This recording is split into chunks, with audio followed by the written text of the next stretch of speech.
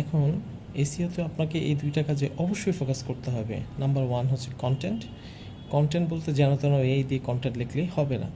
Content বলতে গেলে আপনাকে এখানে ভ্যালু দিতে হবে, ডেটা দিতে হবে, রিয়েল এক্সপিরিয়েন্স দিতে হবে, এক্সপার্টিস দিতে হবে, ইমেজ, ভিডিওস, মানে যত ভ্যালু দেওয়া যায় হাইয়েস্ট ভ্যালুটা দিতে হবে।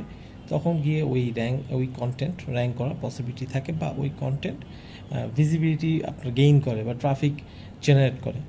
এখন আরেকটা হচ্ছে গিয়ে, সেকেন্ডটা হচ্ছে গিয়ে ব্যাকলিংস। ব্যাকলিংস বলতে আবার ওই যে বাংলাদেশে যে সস্তা ব্যাকলিংস, এই ব্যাকলিংস করলে হবে না। আপনাকে করতে হবে যে রিয়েল ব্যাকলিংস, লাইক যে হোক এটা প্রোফাইল ব্যাকলিংস হোক, সোশ্যাল বুক মার্কেট, যেগুলো ভ্যালু অ্যাড করে। হ্যাঁ, আজাইরা হাজার হাজার ব্যাকলিংস করে কোনো লাভ নাই। হাজার হাজার চিপ ব্যাকলিংসের চেয়ে আপনার একটা ভ্যালুয়েবল বা হাই অথরিটি সাইটের ব্যাকলিংস অনেক ভ্যালু অ্যাড করবে। এখন সেই ক্ষেত্রে আপনি কিছু high authority site like Trustpilot, Clutch co, তারপর হচ্ছে গিয়ে এরকম মিডিয়াম, লিঙ্কডইন, ফেসবুক, এগুলো থেকে আপনি লিঙ্ক নিলেন, ব্যাকলিঙ্ক নিলেন, এক্স, ইউটিউব।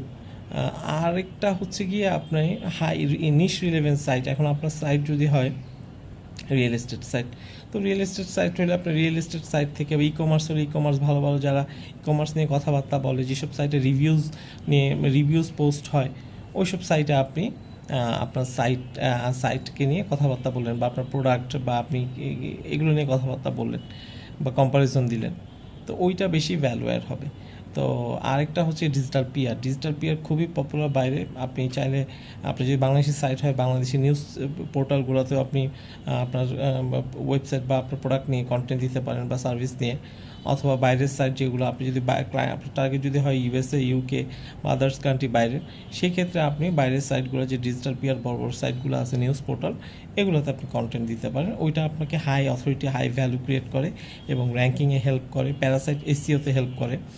লাইক হচ্ছে আপনার সাইটের অথরিটি নেই, বাট আপনি ভালো ভালো পাওয়ারফুল সাইটগুলোতে যখন কন্টেন্ট দেওয়া শুরু করবেন, ওটা আপনাকে গুগলও আপনাকে ট্রাস্ট করবে, সোশ্যাল প্রুফ বিল্ড হবে, এবং ওখান থেকে ট্রাফিকও জেনারেট হয়, লিডে কনভার্ট হয়, সেলে কনভার্ট হয়।